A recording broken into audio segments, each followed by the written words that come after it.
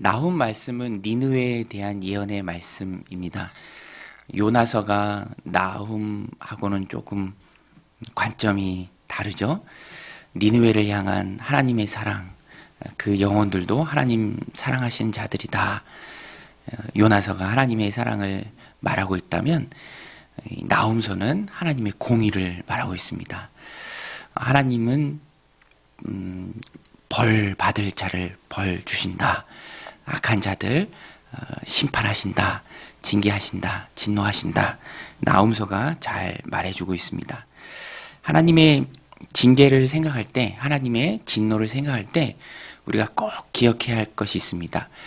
징계 또 심판, 이유가 무엇인가? 왜 무엇을 잘못했기에 심판의 대상이 되는가?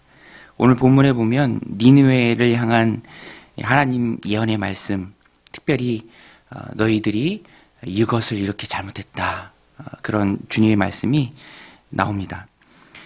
특별히 오늘 말씀 맨 마지막 절에 가서 보면 19절이죠.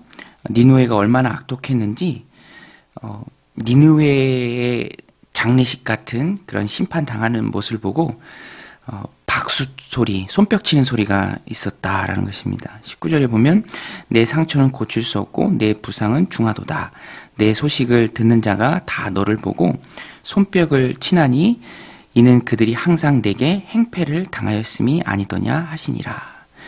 니느웨가 행했던 일이 악했고 그 모든 행패가 사람들을 괴롭게 했습니다. 니느웨 안에 악독이 있었고요. 또 커다란 심판을 받을 수밖에 없는 그런 탐욕이 있었습니다. 그래서 심판을 당한 것입니다. 오늘 말씀 1절에도 보면 심판의 이유와 근거에 대해서 잘 말해줍니다. 화했을진저 피의 성이여 그 안에는 거짓이 가득하고 포악이 가득하며 탈취가 떠나지 아니하는도다. 욕심에 사로잡혔고요. 탐욕에 사로잡혔고요. 그래서 포악하고 탐욕스럽게 빼앗고 탈취했습니다. 세상적으로는 니느웨가 명망 있는 도시였습니다. 잘 나가는 도시였죠. 그러나 하나님 보시기에는 악이 가득한 피의 성이었습니다. 거짓과 포악이 난무하고 탈취가 떠나지 않는 죄악의 도성이었기 때문에 심판을 당했습니다. 언제든지 중요한 것은 하나님의 관점이죠. 세상의 관점보다 하나님의 관점이 훨씬 중요합니다. 살고 죽는 게 하나님께 달렸고요. 심판의 주권자가 바로 하나님이시기에 하나님이 어떻게 보시는가가 아주 중요합니다. 그래서 우리가 잊지 말아야 할 것은 심판의 이유죠. 멀쩡히 잘하고 있는데 심판당하는 일은 없습니다.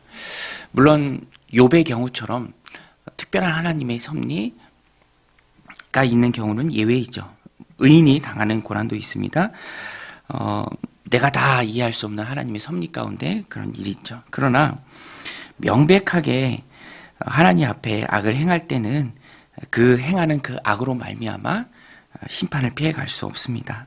이것이 예언자들을 통해서 주시는 말씀이죠. 오늘 우리는 이 나훔 선지자, 하나님의 공의를 선포하는 나훔 선지자의 메시지를 통해서 두렵고 떨리는 마음으로 우리 스스로를 돌아봐야 합니다. 나는 지금 어디 있는가? 하나님 보시기에 하나님 관점에 비추어서 나의 삶은 하나님 앞에 온전한가? 돌아봐야 합니다. 물론 우리는 하나님의 자녀입니다. 구원의 날까지 성령으로 인치심을 받았습니다. 그래서 완전히 타락하여 하나님을 떠나갈 일이 없습니다. 하나님이 붙드시고 하나님 나라 갈 때까지 견인해 주시기 때문에 그렇죠. 그러나 하나님 주신 삶을 살아가는 동안에 여러 가지 이유로 하나님 자녀의 신분을 망각하고 엉터리같이 산다면 그때는 분명 오늘 말씀이 기록한 것처럼 심판에는 분명한 이유가 있죠. 하나님 떠난 삶을 산다면 죄를 짓는다면 징계가 있습니다. 자녀에게 징계가 있는 것이죠. 자녀로서의 징계입니다. 다윗을 보면 잘 알 수 있죠. 그래서 하나님의 불같은 징계를 불러오는 심판의 근거가 내게 있다면 우리는 그것을 하나님이 깨닫게 하실 때 즉시로 떨어내야 하고요. 또 정리해야 합니다. 하나님과 우리의 사이를 막는 것이 죄고요. 그 죄가 하나님의 축복을 또 하나님의 은혜와 평안을 가로막죠. 그래서 우리는 항상 죄에서 떠나야 하고요. 또 죄를 멀리해야 하고요. 하나님 앞에서 신전 의식을 가지고 하나님 보시기에 합당한, 부르심에 합당한 그 삶을 살아야 합니다. 특별히 무엇을 멀리하고 또 무엇을 조심해야 하고 어떤 일에 경각심을 가져야 할까?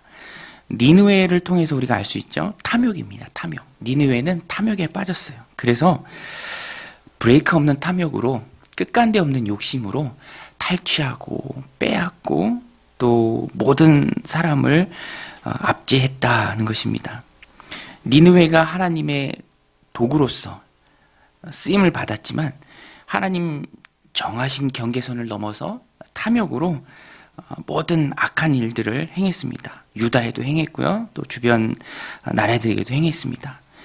그랬을 때 하나님의 심판의 대상으로 전락하죠. 탐욕이 망하게 했습니다. 1절에 나오는 거짓, 포악, 탈취, 이것이 탐욕의 동요입니다. 사람이 욕심을 쫓아 살면 거짓을 일삼고 탈취하며 포악해집니다. 욕심의 마음을 빼앗겼기 때문에 무엇이 옳고 그른지 판단할 수 없습니다. 그때 하나님께서는 니느웨를 치시고요. 또 니느웨가 조롱거리로 전락하게 하시겠다 말씀하십니다. 오늘 우리는 그래서 탐욕, 욕심 조심해야 합니다. 야고보서 1장 15절 말씀입니다. 욕심이 잉태한 즉 죄를 낳고 죄가 장성한 즉 사망을 낳느니라. 장성한 사망에 죽게 되는 그 시작은 내 안에 잉태된 욕심이죠. 욕심이 죄를 낳게 되고요. 죄가 결국에는 사망으로 이끈다는 것입니다. 그래서 야고보서 1장 15절의 말씀을 우리가 마음 깊이 새기고 내 욕심이 아니라 하나님의 뜻, 하나님의 뜻을 붙들고 살아가야 합니다. 나의 기쁨이 아니라 주님의 기쁨이죠. 사람들을 기쁘게 하는 것도 아니며 하나님을 기쁘시게 하는 일입니다. 갈라디아서 1장 10절 말씀입니다.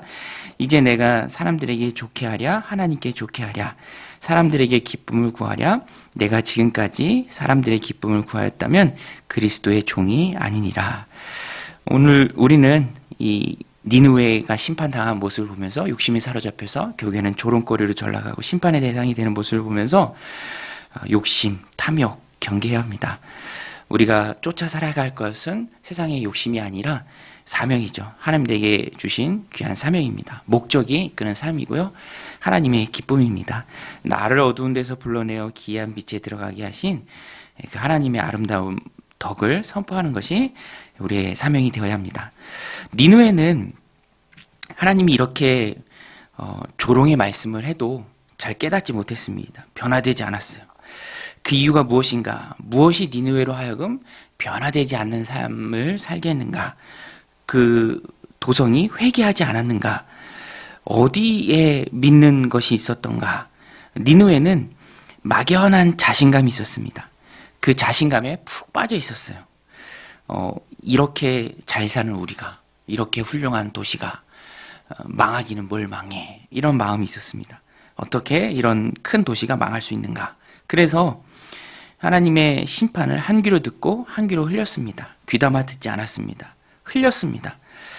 그러나 아무리 강한 도성이라 할지라도 하나님이 마음 먹으시면 그 하나님 앞에 온전할 곳이 있겠는가? 나라도 그렇잖아요. 뭐 로마도 없어졌고요. 아주 훌륭했던 제국들도 다 사그라들었습니다. 세상 역사를 주관하시고 나라의 흥망성쇠를 이끄시는 분은 하나님이시고요.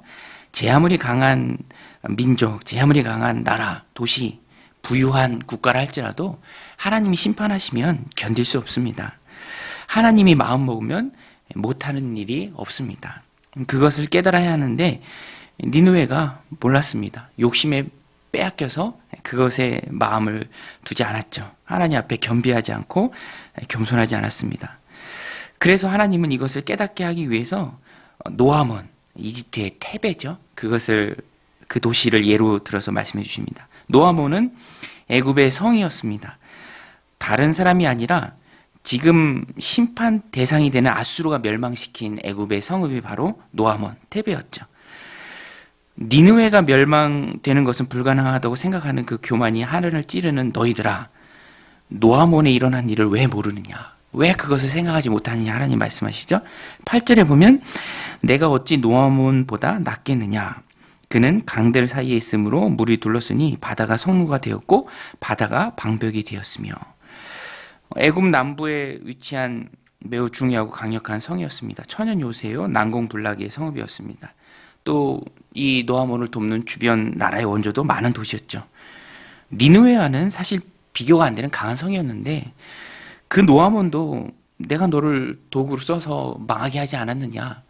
직접 그 현장에 있었으면서 너희는 왜 아직도 그것을 깨닫지 못하느냐? 일침을 가하는 나훔 선지자의 메시지입니다. 오늘 우리를 향한 메시지죠. 깨닫게 하는 귀한 말씀입니다. 하나님은 못하실 일이 없다.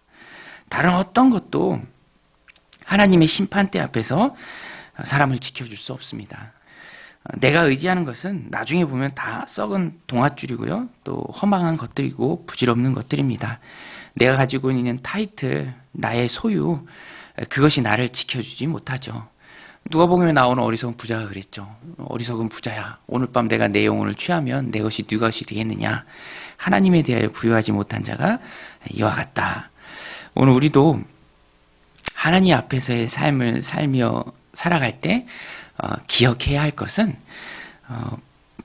결국에는 하나님 앞에서 나를 지켜줄 수 있는 것은 세상에 아무것도 없음을 우리가 깨닫고요. 복음밖에 없다. 그리스도의 심판대 앞에서 우리를 구원해 줄 것은 그리스도의 보혈의 피밖에 없죠. 복음밖에 없습니다. 복음만이 사는 길이죠. 그러므로 우리는 아무것도 의지하지 말고 예수 그리스도 한 분만 꼭 붙들어야 합니다.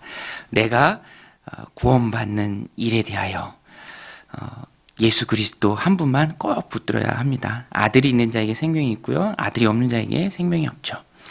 또 하나님 주신 삶을 살아갈 때에도 내가 세상 것을 의지하지 않고 내 소유의 넉넉함이나 내 타이틀을 의지하지 않고 늘 하나님 앞에 하나님 말씀 붙들고 하나님의 뜻을 붙들고 하나님 원하시는 삶을 살아가는 그 거룩한 모습이 내 삶의 평안을 보장한다는 것입니다. 언제든지 핵심은 주님이시죠. 주님의 말씀이고 주님의 뜻입니다. 니느웨는 힘 자랑하다 망했습니다. 욕심 따라 살다가 완전한 패배의 길을 갔습니다. 이것이 우리에게 오답노트와 같은 메시지가 됩니다. 하나님의 뜻을 따라 살고 예수 그리스도만 자랑하고 의지하라. 이 나훔서가 우리에게 주는 귀한 메시지입니다. 니느웨처럼 되지 말라. 니느웨처럼 망하지 말라. 니느웨처럼 조롱의 노래가 끝나는 삶이 아니라 지속적인 축복과 찬양의 노래가 가득한 그 삶을 살아내는 오늘 하루 저와 여러분들의 삶이 되시기를 주님의 이름으로 간절히 축원드립니다. 같이 말씀 붙들고 함께 기도할 때 하나님의 뜻을 붙들고 살게 하옵소서. 죄를 멀리하게 하옵소서. 죄 죽고 의에 사는 그 삶을 살아내매 하나님 우리들 삶 가운데 오늘도 하나님을 향한 찬양이 가득하게 하옵소서. 니느웨처럼 슬픔 중에 멸망하는 삶이 되지 않게 하옵소서. 우리 같이 한번